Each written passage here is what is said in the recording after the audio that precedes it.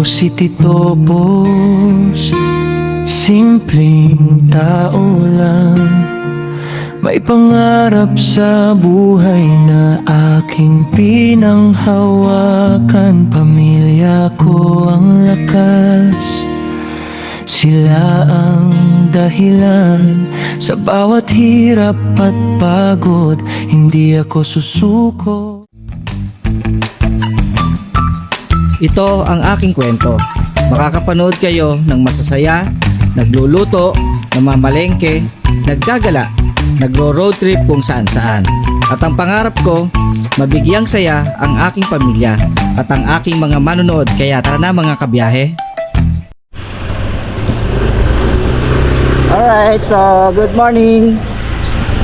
At ngayon ay may pupuntahan lang muna tayo mga kabiyahe. Doon lang tayo magpapainit ng bahagya. At dahil nga sa wala tayong pasok ngayon at araw ng Sabado, kaya samahan nyo ako sa aking pagpapainit, kung saan ay napanood nyo na sa vlog ko nung kasama ko si Mami Say dun sa Santo Angel Norte, na hindi ko masyadong naipakita sa inyo yung talagang buong lugar, no? So babalikan ko yon mga kabiyahe dahil sa ang ganda ng araw.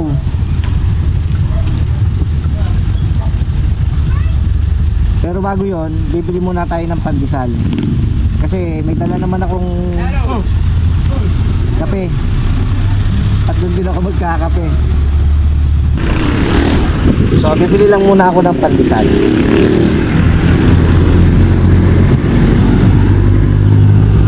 Okay, alright.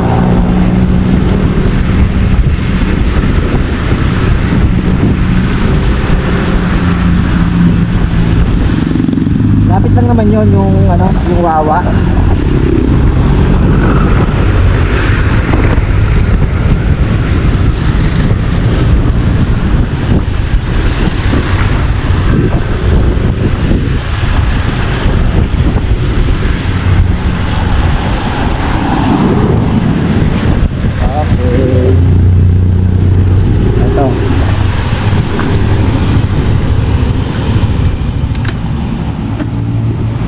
Pandesal.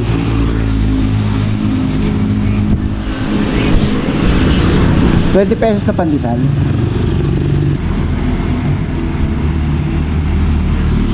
So dala natin si Max. Meron tayo dito na yung camping chair nandito. Tapos ayun, kaya nga ako bibili ng pandesal kasi may dala tayong kape. Ito, may dala tayong kape dito. Tapos yung drone, kasi hindi ko mai-calibrate yung drone, gawa nga ng ayaw niyang mag-update. So hindi ko mapalipad siya ng malayo ngayon mga kabiyahe. At mamaya ipapakita ko sa inyo kung anong nangyari, no? So hintayin lang natin yung pandesal, no? Tapos diretso na tayo. At guwapong-guwapo talaga si Max, oh. Thank you. So ito, may pandesal na tayo. At may kapatner na yung kape. Yan.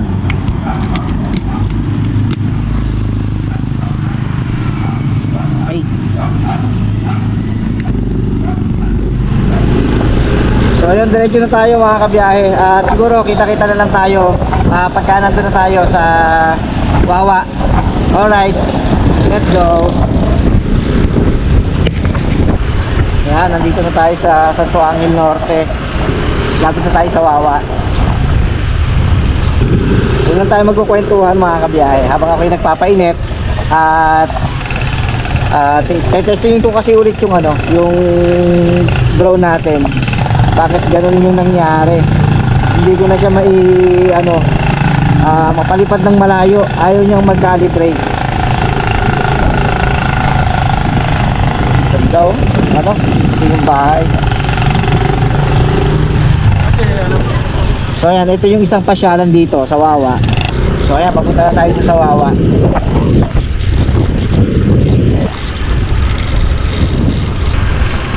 Medyo hapon na kasi nung kami nagpunta dito ni Mami Say. Kaya tsaka hindi ko nadala yung drone, kaya hindi rin ako nakapagpa ano ng ano. Tapos pagdating nga namin dito sa dulo ay medyo madilim na rin. Ayan.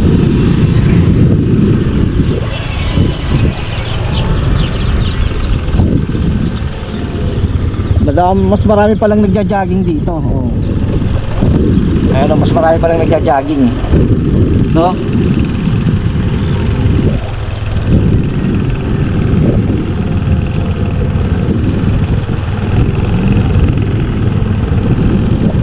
Ganda kasi ito taniman ng mais. Ito ata, okra ata ito eh. Okra. Tapos kabilaan maisa, no? Galing. Ayan, nakakabiyahe, no?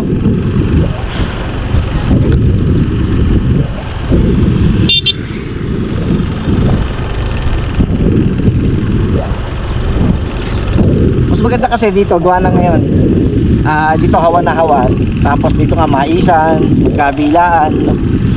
Tsaka mas madami nagja-jogging.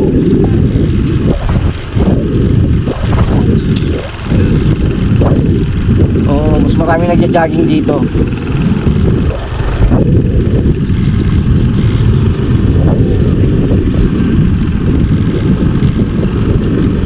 Oo nga, mas maganda pag umaga. Yan.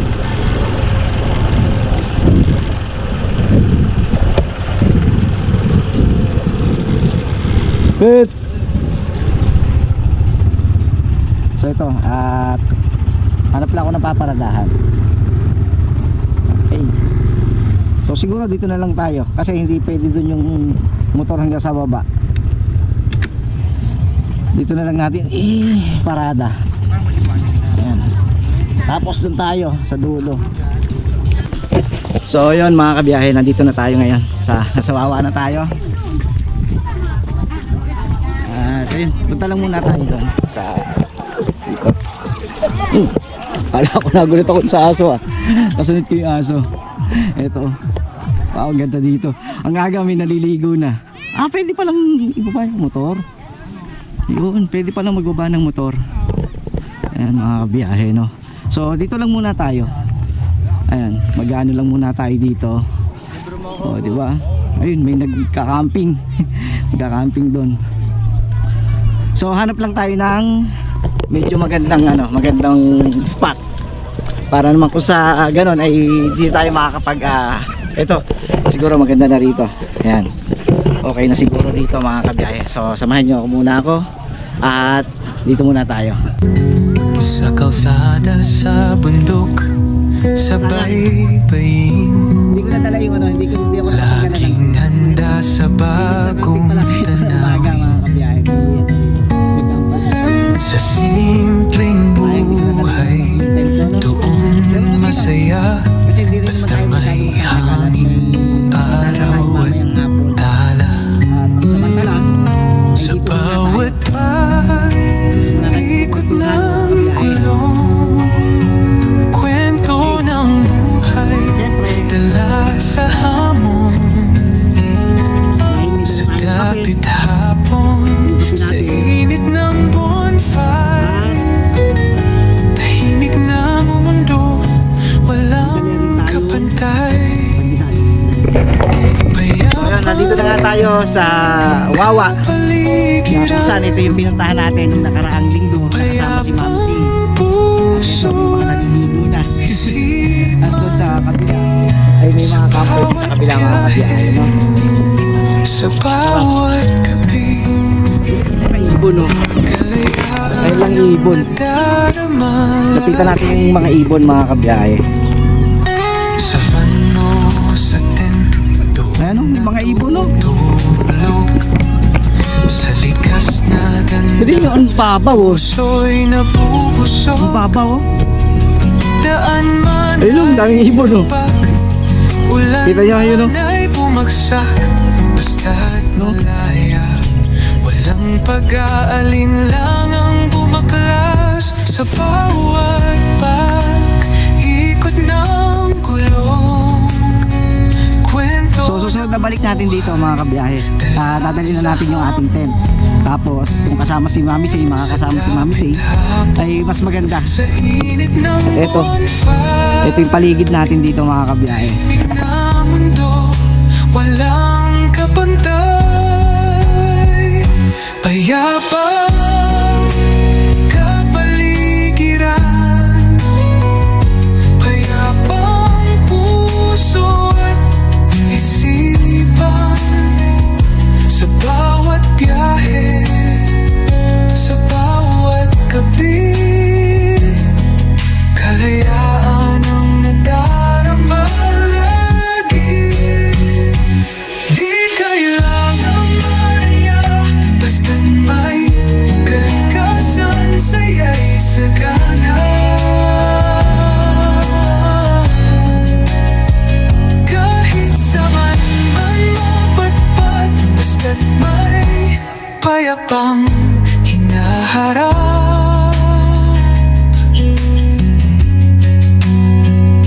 Sa huli, ang nais ko lang ay isang mundong payap at kalmado.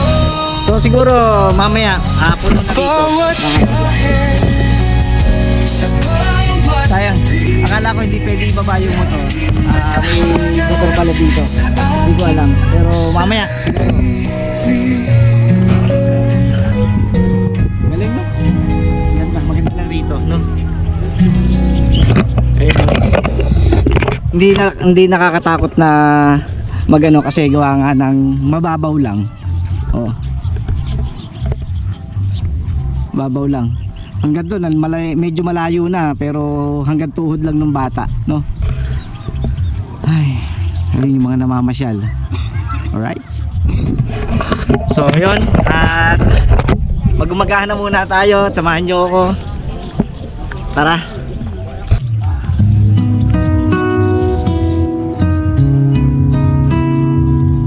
Ito, may dala tayong pandesal. Saka kape, syempre. Wala lang tayo. Sa ingay ng lungsod, ako'y tumakas sa likod ng bundok, tahimik at wagas. Sa ilalim ng bituin, ako'y humihinga. Kalayaan ko'y muling nadarama. Dito sa gubat, ako'y totoo. Sa ilalim ng bituin, ako'y buo. Wala nang luha, wala nang kaba. Pinili ko lang maging masaya. Wala nang kailangan patunayan pa. Sariling kaligayahan, aking natala. Dahon ng kumakanta, hangin ang musika. Ang bawat tapa sa lupa ay bagong pag-asa. Duyan sa pagitan ng dalawang puno. Dito mahanap ang payapang puso. Dito sa gubat, ako'y totoo. Sa ilalim ng bituin, ako'y buo. Wala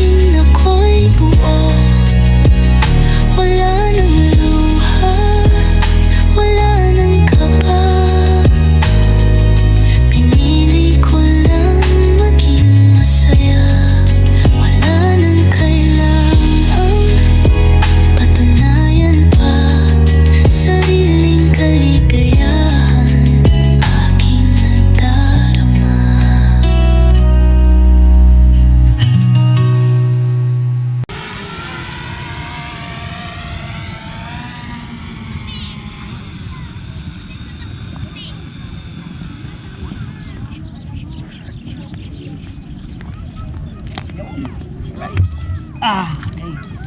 So yun, nakapagpalipad na tayo ng drone. Yun yung naging problema. Hindi na siya masyadong matagal.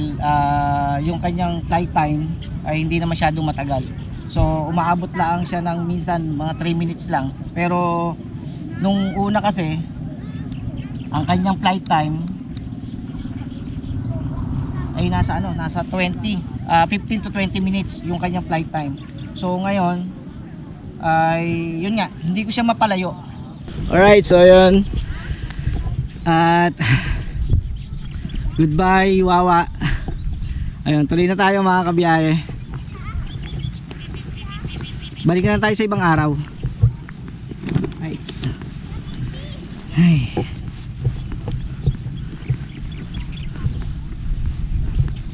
So nakapag-relax na tayo dito. At nakapagpainit, nakapagpapawis. At susunod na balik natin, kasama natin si Mami Say. Dito tayo. Dadaling ko na rin siguro yung yung tent para nang sa ganon may tayo dito, may tayo sisilungan. Gusto man natin na makasilong ay may sisilungan tayo pag may dala tayong tent.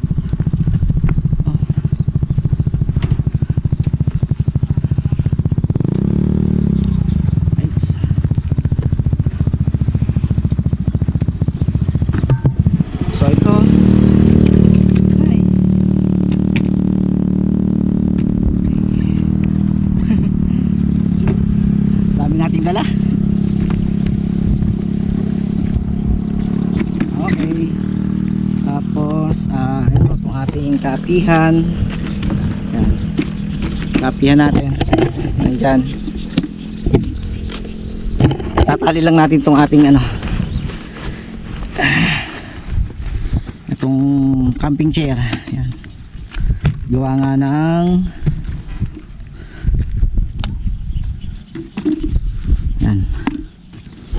naka-helmet na tayo eh. Alright, teka lang mga kabiyahe.